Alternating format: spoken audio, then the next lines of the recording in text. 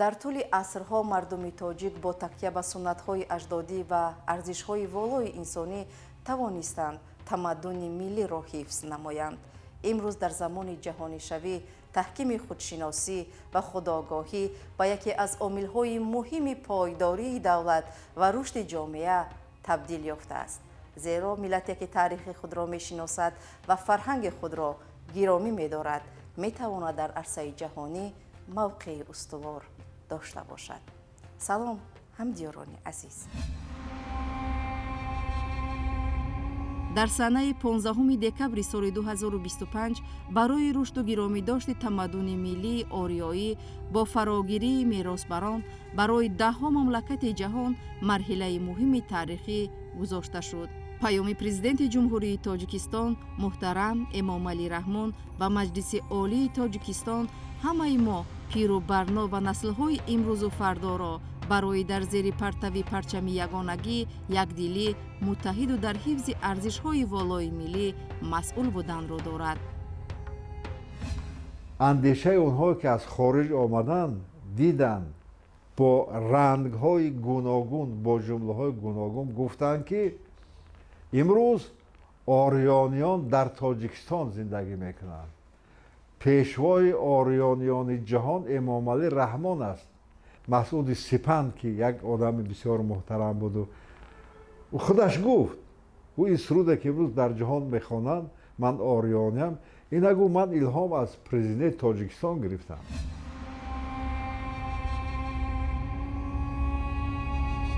пешрафт ва рушди ҷаҳони муосир аз ташаккули маънавию фарҳангӣ ва илмӣ вобаста аст.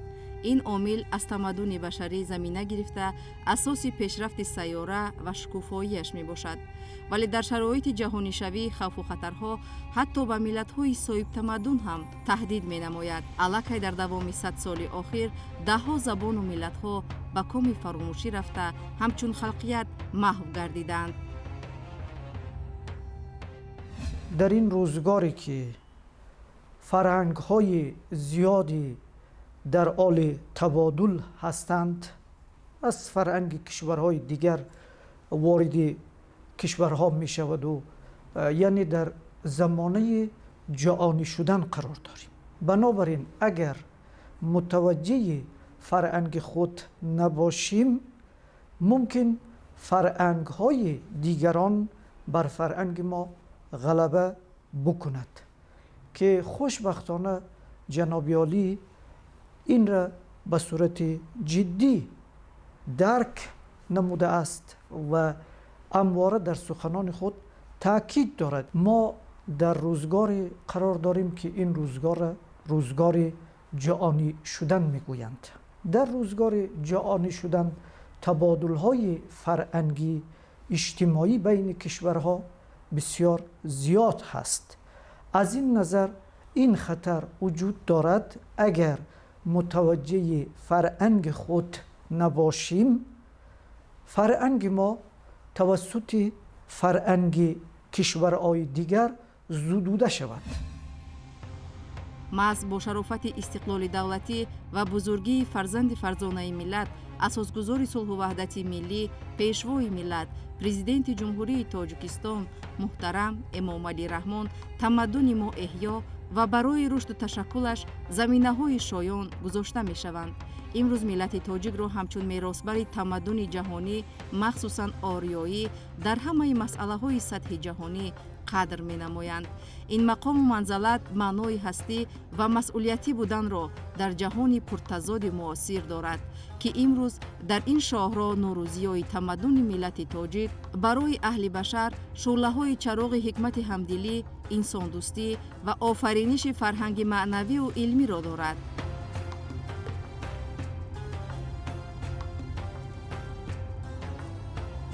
соли таҳкими худшиносиву худогоҳии миллӣ ва ҷашни байналмилалии Наврӯз ки рамзи эҳёи табиат, покии андеша ва пайванди наслҳост, барои мардуми тамаддунофари тоҷик аҳамияти хоса дорад. Наврӯз ки реша дар умқи таърих дорад, на танҳо як ҷашни мавсимист, балки оинаи равшани фарҳанг, ҷаҳонбинӣ ва ҳуввияти миллии мост. дар тӯли асрҳо мардуми тоҷик бо такя ба суннатҳои аҷдодӣ ва арзишҳои волои инсонӣ тавонистанд рӯҳи миллиро ҳифз намоянд.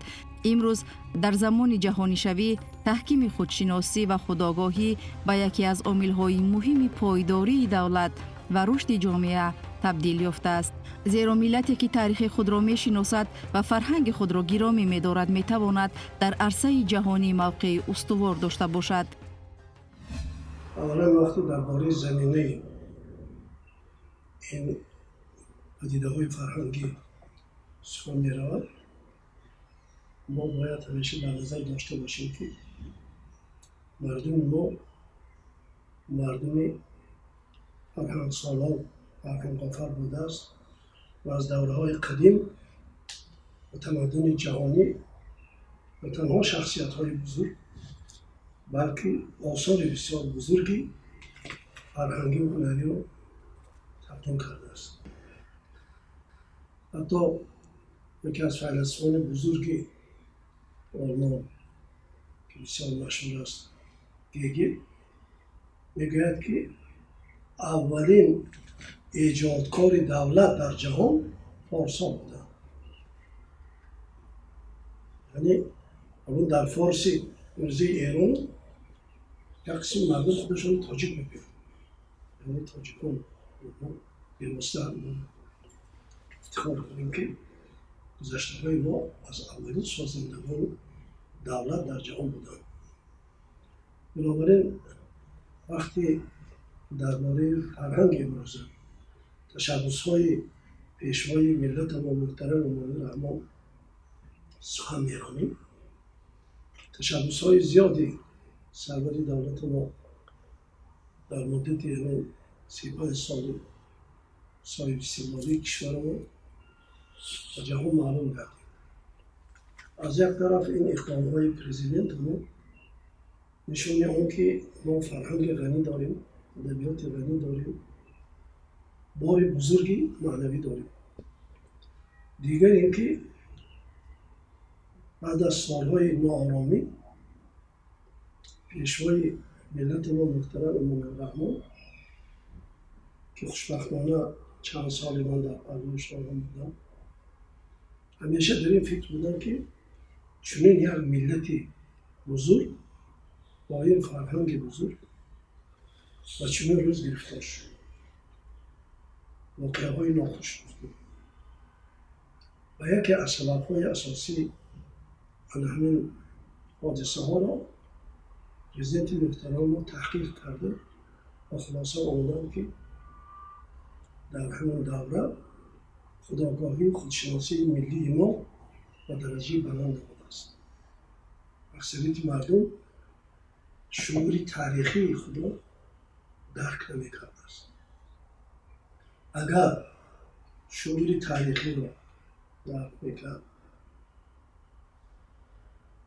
воқеаҳои гузаштану он ҳодисаҳои ифтихоромези ҳазорсолаҳои моро мардуми мо мефаҳмид, шояд ман гумон мекунам яқин ба ин роҳ намерад.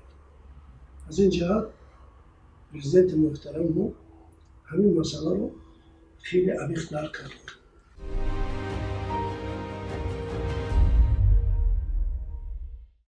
дар соли 2026 рӯзномаи ҷумҳурият нашри махсуси худро таҳти унвони «Ориёнома» ба ифтихори соли таҳкими худшиносиву худогоҳии миллӣ ва ҷашни байналмилалии Наврӯз ба хонандагону ҳаводоронаш пешниҳод намуд. ин нашр яке аз 72 саҳифа иборат аст бо 3 забон – тоҷикӣ, русӣ ва англисӣ ва бо 2 хат – кириллӣ ва форсӣ таҳия гардида фарогири маводи арзишманди таърихиву фарҳангӣ ва таҳлилӣ мебошад. «Ориёнома» яке аз паёмҳои тозаи нашриявиест ки бо ҳадафи эҳёи арзишҳои аслии миллӣ ва таҳкими пайванди наслҳо рӯи кор омадааст. саҳифаи аввали нашрия бо расми зебои таърихӣ ва рангаи асосгузори сулҳу ваҳдати миллӣ пешвои миллат муҳтарам Эмомалӣ Раҳмон оро ёфтааст. ин тасвир на танҳо ҳусни зоҳирии нашрияро ғанӣ мегардонад, балки бозгӯкунандаи нақши барҷастаи пешвои миллат дар эҳё ва таҳкими арзишҳои миллӣ мебошад. рӯзномаи ҷумҳурият ҳатман хонандагонаш медонанд ки дар чанд соли охир виженомаҳо яъне нашрҳои махсуси худашро муаррифӣ мекунад ки вай аз шумораи муқаррарӣ куллан фарқ мекунад. ҳадаф як аст, аммо шумораҳои махсус ё виженомаҳо аз он ҷиҳат фарқкунанда аст ки ба як мавзӯи мушаххаси милливу давлатӣ равона мешавад ва дар пажӯҳишу таҳқиқ ва ба ҷомеа расондани аҳамияти он арзиши милливу давлатӣ хидмат мекунад. аз ҷумла шояд дӯстон донанд ки мо як шумораи виженома доштем бо номи наврӯзнома, сирф ба наврӯз бахшида шуда буд ва як шумора доштем ба бобоҷон ғафуров ихтисос дошт, фақат дар бораи хидматҳои аллома бобоҷон ғафуров дар шинохти тоҷикон ва муаррифии тоҷикон дар олами шарқ масалан. ва ҳамин гуна шумораи махсус доштем дар бораи нависандаи халқи тоҷикистон абдулҳамид самад, шумораи махсус доштем дар бораи муносибатҳои тоҷикистону ӯзбекистон. ва ин бор ҳам дар соли 2026 ҷумҳурият иқдоми тозаеро пеш гирифт ва виженомаи худашро муаррифӣ кард бо номи орионома. ва вақте ки шумо ориономаро варақ мезанед, унҷо танҳо назари пажӯҳишгарон ва рӯшанфикрони тоҷик нест. унҷо вақте варақ мезанед мебинед пажӯҳишгарон, рӯшанфикрон ва фаъолони фарҳангиву мадании кишварҳои Эрон, Афғонистон низ назар доданд, чунки тамаддуни ориёӣ мутааллиқ ба онҳо ҳам ҳаст ва онҳо муҳимтар аз ҳама иқдомҳои Тоҷикистонро, ибтикори сарвари давлатро дар сохтани қонуни тамаддуни ориёӣ, дар сохтани маркази байналмилалии Наврӯз дастгирӣ кардаганд, ҳамовозӣ намуданд ва ҷумҳурият бо ин виженома, яъне бо виженомаи орионома, бори дигар дар таърихи худаш метавонем гӯем, дар таърихи 101 солии худаш ҷумҳурият як гардиш ба вуҷуд овард. нашрияи мазкур ки бо ифтихори ин санаҳои муҳим омода гардидааст, талош менамояд ки то саҳми арзандае дар бедории ҳисси ифтихори миллӣ, эҳтиром ба мероси гузаштагон ва тарбияи насли оянда гузорад. бо ин ният саҳифаҳои он бо маводҳои таърихӣ, таҳлилӣ ва андешаҳои ғанӣ пурра гардидааст. дар бораи нашрия ки виженомаи орионома ман арз букунам, ба назарам ин дар Тоҷикистон ва фаротар аз Тоҷикистон дар мантиқа ё дар кишварҳои форсӣ дари забон як рӯйдоди муҳиме ҳаст. чаро? барои ин ки аввал дар меҳвари муштараки фарҳангии ҳамаи мо ки ориёӣ ҳаст, ин виженома нашр мешавад ба номи орионома. ва марҳалаи дуввум ин ки дидгоҳи бисёрӣ аз нависандагон, пажӯҳишгарони тоҷик ва фаротар аз Тоҷикистон дар ин нашрия дар бораи орои фарҳангии ҷанобиёлӣ ва дар бораи роҳбурди фарҳангии ҷанобиёлӣ матраҳ мешавад ва ба нашр мерасад ки ин хеле аҳамият дорад.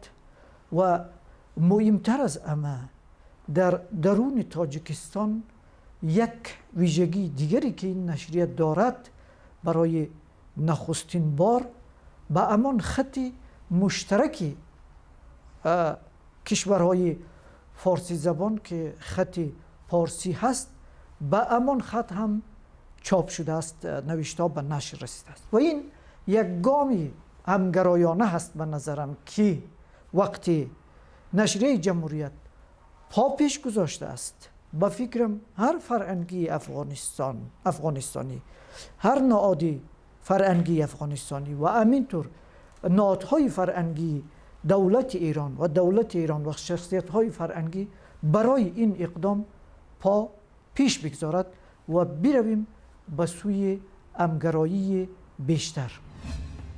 орионома яке аз поёмҳои тозаи нашриявиест ки бо ҳадафи эҳёи арзишҳои аслии миллӣ ва таҳкими пайванди наслҳо рӯи кор омадааст. боиси ифтихор аст ки ин нашр бори аввал пас аз 70 сол бо хати форсӣ ба таб расид, ки худ рамзи бозгашт ба решаи тамаддунӣ ва гиромидошти мероси хати ниёгон аст. мефармояд ҷанобиёлӣ ки фарҳанги худро از خود بکنید. و چرا؟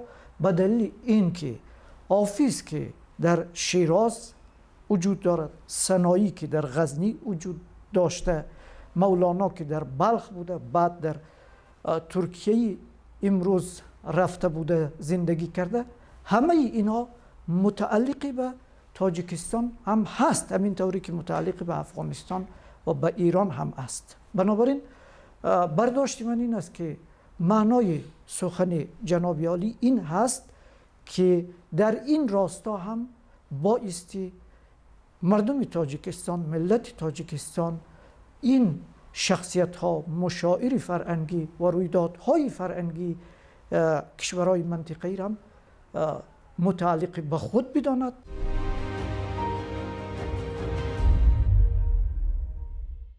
در صحیفه های آریونامه خواننده می تواند به صحیفه های پرغناوت تاریخ آریو تباران، نقش نوروز در تشکل فرهنگ بشری، سهم بزرگان علم و ادب و نقش استقلالیت در احیای ارزش‌های ملی آشنا گردد.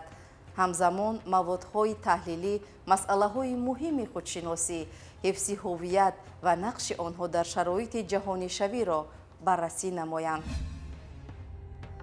این اقدام ایجادی نه تنها یک رویداد فرهنگی بلکه یک قدم استوار در راه بلند برداشتن معرفت ملی و تحکیم احساس وطندوستی ارزیابی می‌گردد. اولین کشوری هستیم که پولی خودمون بار اول با نام سامانی کردیم. کشوری سامانی، دودمان سامانیان که سامان خداد اساسگذار این سلاله بود، بار اول پول سکه زدیم با نام سامانی، هم تنگه هم کاغذی پول سکه زدیم با نام سامانی. این علاقه یک نوع رسیدن به آرمان‌های آریایی بود و اولین بار 1100 سالگی کشور سامانیان را جشن گرفتیم و اولین بار در مرکز تاجیکستان مجسمه پیکری اسماعیل سامانی قد افراخت. همه چیزهایی که در زمان آریاییان، یعنی در زمان کشورهای ساسانیان و کشورهای تا عهد اسلام ارزی وجود میکرد، همان آثار قریب که با خط امروزی ترجمه و برگردان و چاپ کرده. این همه زمینه شد که امروز ما حق داریم که واقعا هم در شهر دوشنبه کانون تمدن آریایی را بسازیم و همین آریانامه‌ای که جمهوریت و سرور جمهوریت با اهل قلم جمهوریت انشا کردند و چاپ کردند، فکر میکنم آینده هم برای اکادمی ملی علم ها، هم برای مرکز تاجیک شناسی و هم برای آنهایی که تاریخ مطبوعات تاجیک را می‌آموزند یک سرچشمه بسیار عجایب خواهد بود. آریانامه همچون یک منبر اندیشه میان گذشته و امروز پول معنوی ایجاد نموده برای نسل‌های آینده راه روشن را نشان می‌دهد. نشریه جمهوریت در ترویج آرا، افکار و رابطه‌های فرهنگی جناب عالی فراتر از تاجیکستان در منطقه و حتی میتوانم بگویم در عرصه بین المللی تأثیر گذار هست. چرا؟ به این دلیل که میبینیم با چند زبان، مثلا با انگلیسی، با روسی، با خط تاجیکی، با خط پارسی دری تاجیکی، با این همه فعالیت دارد و خود این یک موفقیت هم برای نشریه هست و هم ترویجی هست برای افکار و آرای و استراتژی های فرهنگی جناب عالی. وقتی که نشریه آریانامه را ورقگردان می نماییم، در آن تنها نظر پژوهشگران و روشنفکران تاجیک محدود نمی شود، بلکه اندیشه های فعالان فرهنگی کشورهای ایران و افغانستان نیز به طور گسترده انعکاس یافته است. زیرا تمدن آریایی نه تنها مربوط به یک سرزمین بلکه میراث مشترک کشورهای همزبان و هم فرهنگ به شمار می رود. واقعا در صحیفه های روزنامه جمهوریت ما پیش از همه انعکاس خدمت بزرگ سرور دولت رو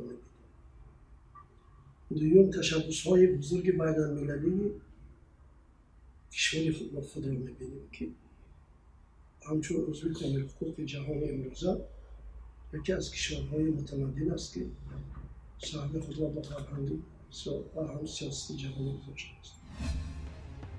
назари асосии онҳо ба масъалаи ягонагии решаҳои таърихӣ, пайванди забон ва ҳамбастагии фарҳанги мардумони ин ҳавза равона гардидааст. онҳо таъкид менамоянд, ки нигаҳдорӣ ва рушди ин мероси гарунбаҳо метавонад заминаи устувори ҳамкориҳои фарҳангӣ ва маънавиро дар минтақа таҳким бахшанд. нақшунигор ва унсурҳои ороишии пушти ин тасвир аз давлатдории пурғановату кӯҳанбунёди мардуми ориёӣ дарак дода тамаддуни ҳазорсолаи онро таҷассум менамояд. ин рамзҳо гӯё пайванди замонҳоро ба ҳам оварда аз гузаштаҳои пурифтихор то имрӯз як силсилаи ягонаи таърихро пеши назар меорад.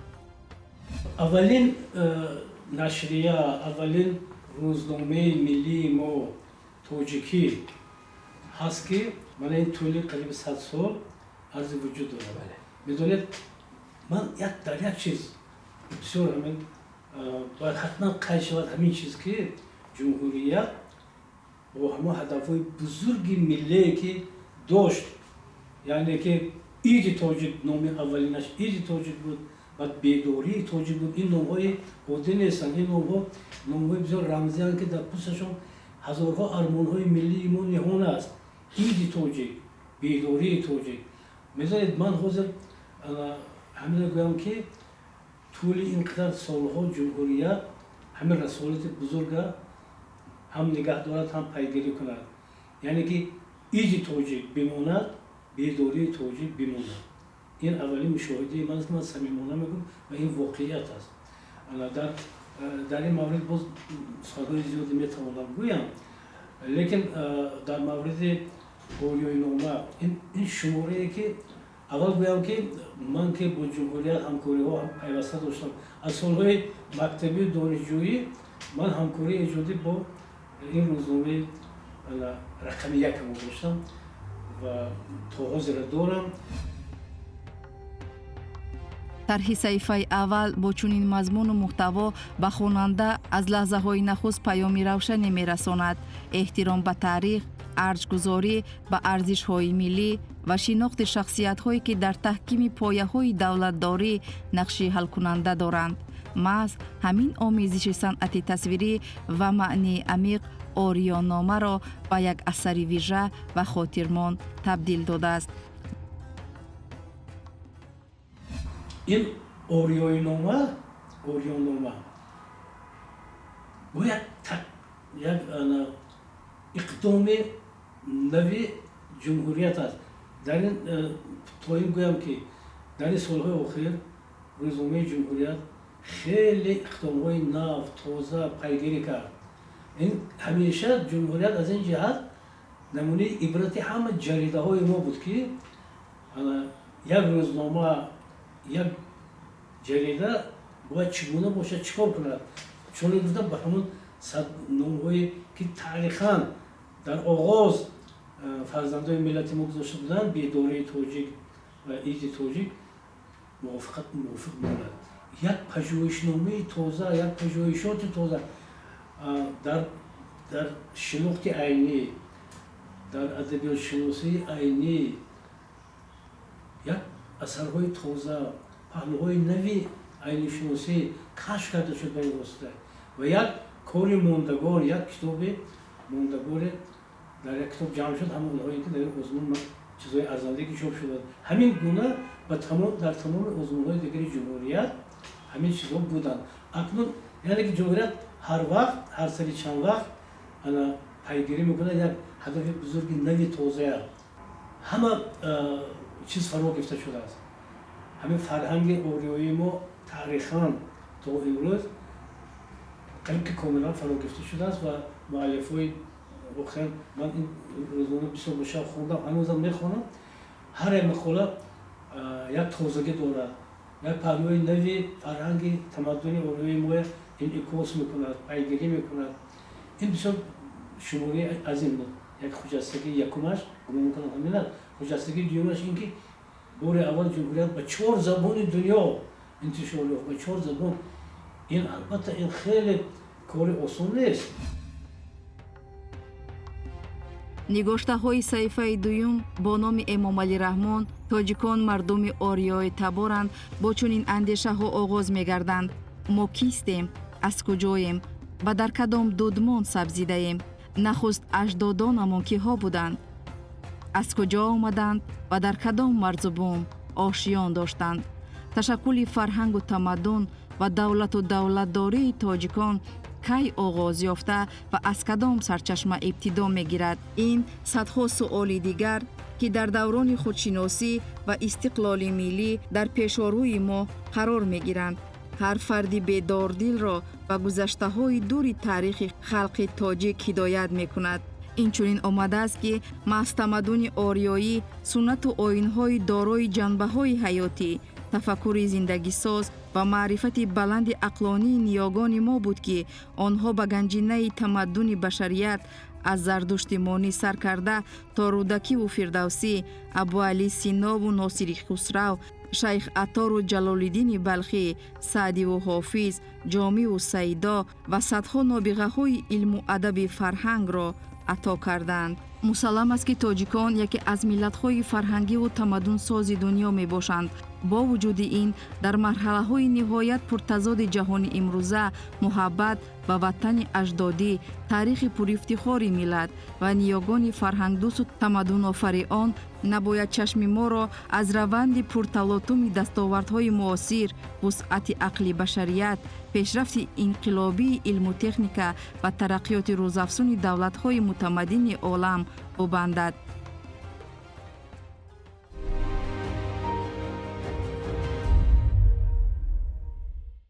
дар маҷмӯъ ориёнома ҳамчун як нашрияи арзишманд ва саривақтӣ тавонистааст ки дар замири хонанда ҳисси ифтихори миллӣ, худогоҳӣ ва арҷгузорӣ ба таърихи пурғановати миллатро бедор намояд. он на танҳо маҷмӯъаи маводҳои таърихиву фарҳангӣ, балки як даъват ба андешаи амиқ, худшиносӣ ва бознигарии арзишҳои миллӣ мебошад. имрӯз ки ҷаҳон ба суръати бесобиқа тағйир меёбад, нигоҳ доштани ҳуввияти миллӣ ва эҳтиром ба мероси гузаштагон аҳамияти боз ҳам бештар касб мекунад. саҳифаи дигар ташаббусҳои мондагори пешвои миллат дар шинохт ва муаррифии таъриху тамаддуни ориёӣ, андешаҳои раиси маҷлиси миллии Маҷлиси олии ҷумҳурии Тоҷикистон, раиси шаҳри Душанбе муҳтарам Рустами Эмомалӣ чунин омадааст, ки яке аз муҳимтарин падидаҳои таърихӣ дар ин раванд тамаддуни ориёӣ ба ҳисоб меравад. аҷдодони мо бунёдгузори яке аз қадимтарин ва нахустин тамаддунҳо дар таърихи башар мебошанд, ки дар меҳвари он арзишҳои инсондӯстӣ, адолат, эҳтироми ҳуқуқии инсон ва расидан ба зиндагии шоиста қарор доранд. ин тамаддун ба фарҳанг ва тамаддунҳои ҳамҷавор таъсири амиқ расонда барои рушди минбаъдаи тамаддуни башарӣ заминаи устувор гузоштааст. посдори мероси ориёӣ ё имкони дигаре барои бедории миллӣ аз андешаҳои дигари Кароматулло Олимзода, академики Академияи миллии илмҳои Тоҷикистон оварда шудааст. дастури пешвои миллат дар бораи дар шаҳри Душанбе бунёд намудани конуни тамаддуни ориёӣ ва маркази байналмилалии Наврӯз воқеан ҳам иқдоми хеле муҳим барои тарбияи наслҳои имрӯзу оянда ва рӯҳияи худшиносӣ, эҳтиром ва таъриху анъанаҳои деринаи миллӣ ва нишон додани саҳми ниёгони мо дар тамаддуни ҷаҳонӣ хоҳад буд. ҷашни 1100-солагии давлати Сомониҳоро таҷдид кардем. дар майдони марказии пойтахта мо муҷассимаи бузурги Исмоили Сомонӣ сохта шуд. дар он солҳо имкониятҳои моддии давлати мо маҳдуд буд, лекин президенти муҳтарам мо дар масъалаи фарҳангу пешрафти фарҳангу худшиносии миллию худогоҳӣ ки заминаи таҳкими худшиносии миллӣ аст, ҳеҷ чизро дариғ намедиҳад. бинобарин чорабиниҳое ки баргузор шуд аз ҷумла 2500-солагии шаҳри Истирафшан 2700 سالگی کهن و 3000 سالگی اسلام و جشن‌های دیگری که وابسته به شخصیت‌ها بود. جشن ابن سینا، هزاره شاهنامه فردوسی، جشن مرزا ایلری همدانی، جشن کمال خجندی و باز جشن هم از راه خود ما استاد ترسونزاده و شاعران نویسندگان نظام استاد عینی و دیگران مردم ما اون ثروت معنوی خویش را شناسند. назри яздон шоири халқии тоҷикистон инчунин гумошта аст ки дастури роҳбари давлат муҳтарам эмомалӣ раҳмон дар бораи дар душанбе бунёд намудани қонун тамаддуни ориёӣ нуқтаи олии худшиносӣ ва бедорӣ мебошад. ин қисмати паём ҳадафмандии андешаҳои давлатсозӣ ва фарҳангсозии пешвои миллатро ба решаҳои амиқи таърихӣ мебарад. ҷавҳари масъала ҷаҳонбинӣ як фарзанди фарзонаи маънишиноси ватандӯсти ҷавонмарди тоҷикистон ба номи президенти тоҷикистон эмомалӣ раҳмон аст. инчунин дар масъалаҳои эҳёи расму оини кӯҳани муштарак акбари эронӣ роҳбари муассисаи пажӯҳиши мероси мактуб дар теҳрон доктори илмҳои суханшиносӣ андешаҳои худро тариқи як сафар чунин иброз намудааст ки ба мо як гурӯҳ олимони эронӣ муяссар шуд ки дар соли 2025 сафаре дошта бошем ба шаҳрҳои душанбеву хуҷанд аз наздик дидани тоҷикистон ва мардуми шарифи он моро нерӯву илҳом мебахшид. ростӣ мо порае аз гумшудаҳои худро дар ин диёри нозанин дарёфтем. муҳимтар аз ҳама як будани забони мо, оинҳои мо сафари моро рангин менамояд.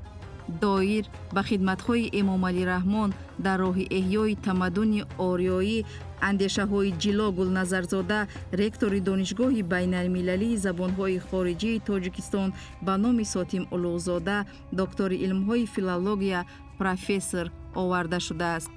ҷонибеки асрориён мудири кафедраи таърихи халқи тоҷики донишгоҳи миллии тоҷикистон номзади илмҳои таърих таърихшинос мегӯяд ки паёми сарвари давлат муҳтарам эмомалӣ раҳмон ба маҷлиси олӣ ва пешниҳодҳои ҳувиятсозашро метавон идомаи мантиқии сиёсати ватанпарастона ва равона ба худшиносӣ ва хештаншиносӣ маънидод кард. хоса дар мавриди бунёди қонуни тамаддуни ориёӣ ва маркази байналмилалии наврӯз дар душанбе таваҷҷӯҳ ба устувонаи куруш, эъломияи ибтидои ҳуқуқи гуногунрангии фарҳангӣ, аввалин ҳуқуқи башар дар таърихи инсоният ки дар доираи ҳамин тадбирҳост паҳлӯи дигари арзишманди ташаббусҳост. ориённомае ки ҳамчун замимаи рӯзномаи ҷумҳурият ба нашр расид бисёр воқеан як маҷмӯаи маводу мақолаҳои таърихӣ, адабӣ ва дар маҷмӯъ илмӣ буданд. ман фикр мекунам ки ҳар нафаре ки инро дастрас кард вақте ки ба мавриди мутолиа қарор медиҳад аз вай бисёр чизҳоро барои худ мегирад. агар диққат дода бошед қариб ҳамагии маводе ки унҷо нашр гардид, мақолаҳое ки унҷо нашр гардид маводи тоза буданд. гиромидошти борбад боз як ташаббуси ҷаҳонии тоҷикистон дар роҳ аст. ба андешаҳои давлатшоҳ маҳмудов омӯзгори факултети таърих ва ҳуқуқи донишгоҳи давлатии омӯзгории тоҷикистон ба номи Садриддин Айнӣ омадааст ки яке аз намоёнтарин ҳунарвар ва равшанфикри то исломии ниёгони мо бешак борбади марвазӣ мебошад. борбад яке аз чеҳраҳое мебошад ки дар замони сосониҳо зиндагӣ кардааст, яъне дар асри 6-7 зиндагӣ кардааст. яке аз чеҳраҳои то исломии тамаддуни ориёиҳо, халқҳои ориёи табор мебошад.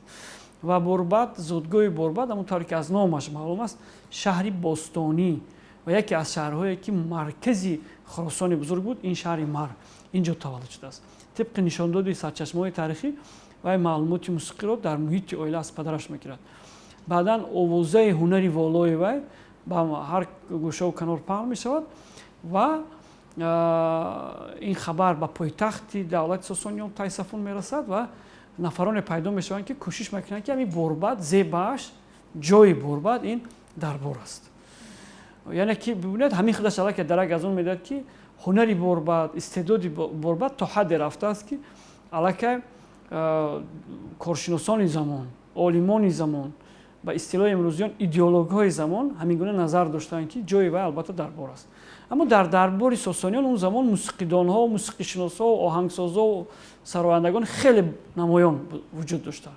ба монанди Озодвари Чангӣ, Гесуи Навогар, Бомшод, Ромитан, Саркаш ва чандин нафарони дигар. ва сарвари навозандагону мутрибону дар маҷмӯъ ромишгарони дарбор Саркаш буд. вақте ки Саркаш мешунавад ки борбад мехоҳад ба дарбор ворид шавад, ҳаминро намехоҳад, хиҷолатзада мешавад. ба хотири чи? барои он ки вай ҳис мекард ки агар борбад ворид дарбор шавад, хонахоҳ ҷои вайро, мақоме ки вай ишғол кардааст, онро мегирад. ҳоло як чизи бисёр, як нуктаи бисёр муҳим дар ин аст ки шумо бинед, Саркаш худаш як масалан тибқи сарчашмаҳои асримонагӣ, Саркаш худаш ё ки Саркаб мегӯянд, яке аз бузургтарин мутрибони замон буд. аммо бо ҳамон бузургиш ҳис кард ки борбад биёяд ҷои вайро мегирад. пас борбад аз ӯ болотар аст. ҳунари борбад аз ӯ болотар будааст. ва ҳамин тариқ бо роҳҳои гуногун вай монеа мешавад то ки борбад ба дарбор роҳ ёбад. ҳамин тавр аз рӯи он чизе ки Фирдавсӣ дар шоҳномааш, ҳаким Абулқосим Фирдавсӣ дар шоҳномааш нишон додааст, дар пардизи шоҳ Хусрави Парвиз, шоҳи Сосониён, яъне пардиз чорбоғ, боғи истироҳатӣ, Мардуй ном як боғбоне будааст ки ба воситаи ҳавай, ба воситаи Мардуй борбад ба Хусрави Парвиз муаррифӣ мешавад. инҷа қиссаи бисёр аҷиб аст. мегӯяд ки дар айёми Наврӯз буду дар боғ базму тараб ташкил мешуданд ба хотири шоҳ ва борбадро бо ҳилаи Мардуй либоси сабзранг ба бар кардан, пӯшонидан, ба болои дарахти сарв пинҳонаш кардан то ки ноаён бошад дар назар. ва борбад дар болои дарахт вақте ки шоҳ вориди ҳамон боғ мешавад, 3 суруд мехонад. ва дар ҳангоми хондани сурудҳо шоҳ ва ёрони шоҳ ҳар тараф назора мекунанд ки ин дар куҷо бошад, овози ин соҳиби ин овоз пайдо намекунанд. баъд вақте ки сеюм сурудро мехонад, Хусрави Парвиз ҳамин хел бадоҳатан мегӯяд ки ин фариштае ҳаст ки худованд барои мо ҳадия кардааст ба хотири боз ҳам зеботар гузаштани тарабу базми мо. ва хоҳиш мекунад ки ҳар касе ки боши чеҳраро ба мо намо. робияи балхӣ аз муждаи неки фарҳангӣ то гиромидошти бонувони эҷодкор дар андешаҳои Анзурати Маликзода, номзади илмҳои суханшиносӣ, ходими калони илмии пажӯҳишгоҳи забон ва адабиёти тоҷик ба номи Абу Абдуллоҳи Рудакӣ, Академияи миллии илмҳои Тоҷикистон дар бораи ҳаёт ва фаъолияти робияи балхӣ омадааст. шеъри робияи балхӣ аз назари забон, тарзи баён ва мазмуну муҳтаво дар маҷмӯъ сабк як нав идомаи бобарор ва зебои шеъри рудакивор ва мактаби устод Рудакист. аммо лутфу назокат ва дилангезии шеъри занона дар он як дараҷа эҳсос мешавад. забони шеърҳои робияи балхӣ низ забони равону ширин ва ҳикматгунаи шеъри рудакивор аст. аз Шаҳбонуи Саразм то робияи балхӣ, меҳргон ҷашни мардумии ориён табор, тиргон ҷашни обу оҳанги само ва дигар мақолаҳои ҷолибу хонданӣ дар ин нашрия ба таб расиданд.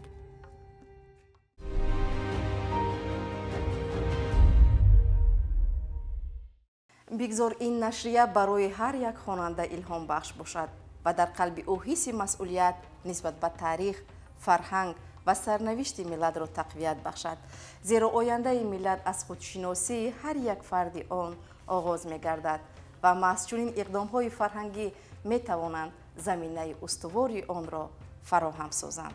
то боздид дар барномаҳои минбаъда.